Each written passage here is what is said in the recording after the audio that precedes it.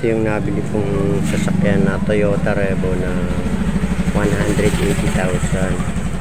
Bali ang makina nito 2L engine na diesel.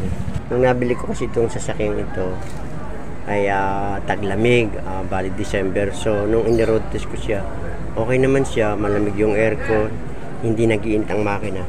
Dahil nga sa medyo may kalayuan yung kinunang ko nito, Quezon City to Parañaque.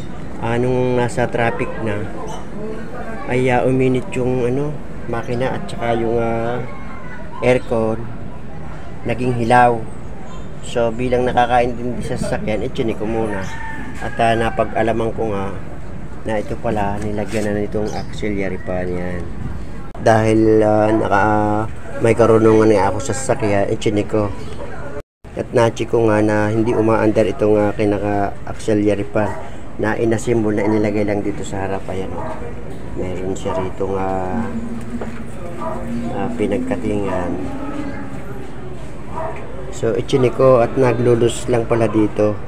So umandar siya. So nung umandar na siya, ayun, lumamig na yung aircon niya at saka yung kanyang temperature ay bumaba na. Kaya napakahalaga nito nga naglalagay rin ng auxiliary fan. Nandito siya sa may condenser ng aircon. Siya. Yan, nakatabi. So malaking bagay sa condenser at saka sa radiator. Aking naayos yun.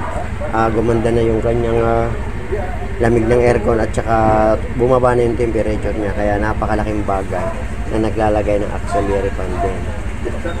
Kaya nga hindi ko rin kasi napansin kasi nga nabili ko ito malamig ang panahon. At saka hindi ko pa na long drive. In-road test ko lang, iniikot ko. At ngayon okay naman siya. Wala na akong naging problema. So ayan yung pinaka-auxiliary fan ng aircon. Bali nakakabit siya dito sa compressor ng aircon. Pag namatay yung compressor, namamatay din itong fan. Kaya lang inilagay ito para magpalamig po sa condenser.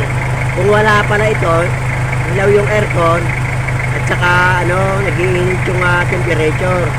So malaking bagay na itong auxiliary fan ay gumagana. Kasi nung nag-loose nga ito, hindi na gumagana, nahilaw yung aircon, nahilaw. O yan siya, nasa harap siya. Ayan, nasa harap siya nung auxiliary fan. Ayan, patay ulit siya. Pag umandar yung compressor, under din siya.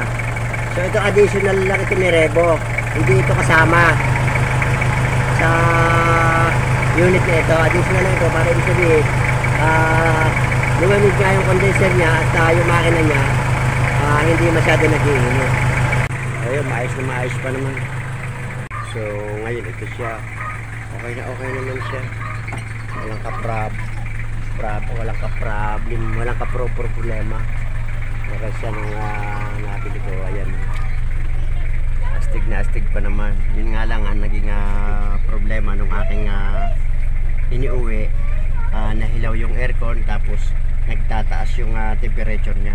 At nung naikabit ko nga yung auxiliary fan na nag-loose lang, yun, umokay na uli. Okay, ganun lang. Kahit naman pa paano, sariwa pa.